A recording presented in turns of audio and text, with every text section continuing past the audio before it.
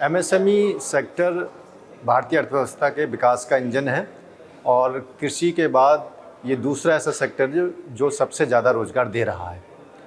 प्रायः MSME units को कुछ समस्याएं आती हैं लोन लेने के लिए, तो उनके लिए मैं बताना चाहता हूं कि जो न्यू एमएसएमई यूनिट्स हैं उनको अपनी प्रोजेक्ट प्रोफाइल बहुत अच्छी बनानी चाहिए। उसमें ये सब प्रोविज़न करने चाहिए कि कितनी उनकी सेल होगी और कहाँ से वो ऑर्डर्स लेंगे और जितनी उनको रिक्वायरमेंट है उतने का उनको प्रोजेक्ट बनाना चाहिए। जो एग्जिस्टिंग एंटरप्रेन्योर्स हैं उनको अपने बैलेंस शीट अकाउंट्स को बहुत अच्छा रखना चाहिए, ट्रांजैक्शन पूरी उसमें शो होनी चाहिए और ज़्यादा से ज़्यादा डिजिटल ट्रांजैक्शंस को उनको प्रमोट करना चाहिए। इसके लिए हमारे भारत सरकार की बहुत सारी स्कीम्स हैं जो एमएसएमई जिनको अवेल कर सकती है। जो नए एंटरप्रेन्योर्स हैं उनके लिए prime minister employment generation programme है, जिसके तहत मैन्युफैक्चरिंग सेक्टर में 50 लाख तक का लोन और मैक्सिमम 35% की सब्सिडी दी जाती है। सर्विस सेक्टर के लिए 20 लाख तक का लोन और सब्सिडी दी जाती है। इसके बाद अगर ये अच्छा शो करते हैं, प्रदर्शन करते हैं, तो उनको फिर अपग्रेड कर दिया जाता है और अपग्रेड में उनको मैन्युफैक्चरिंग सेक्टर के लिए 1 करोड़ तक की लोन और सब्सिडी दी जाती है। मुद्रा योजना भी एक ऐसी स्कीम है जिसमें लोन प्रोवाइड किया जाता है एमएसएमई यूनिट्स को। महिलाओं को स्कीम्स में 5% एक्स्ट्रा सब्सिडी मनी दिया जाता है।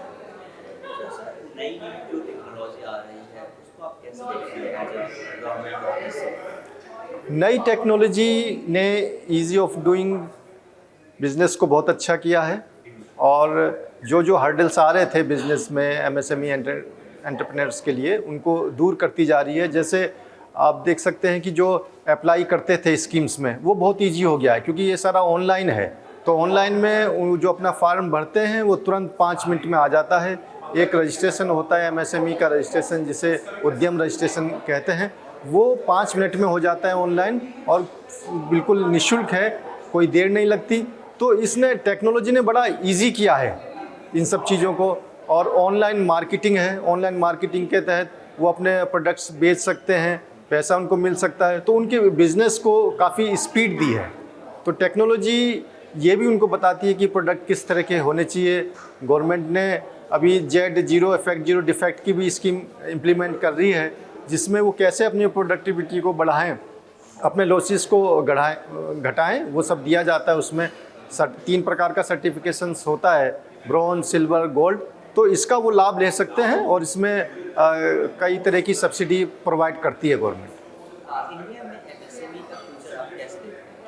इंडिया में एमएसएमई का फ्यूचर बहुत अच्छा है।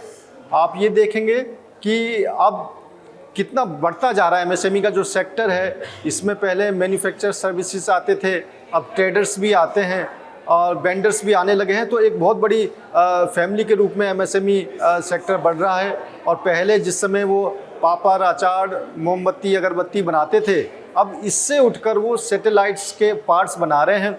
और वो एमएसएमई की इतनी ताकत है कि उसने चरखे से लेके चंद्रयान तक देश की सम्मान को बढ़ाया है, सम्मान को दिया है।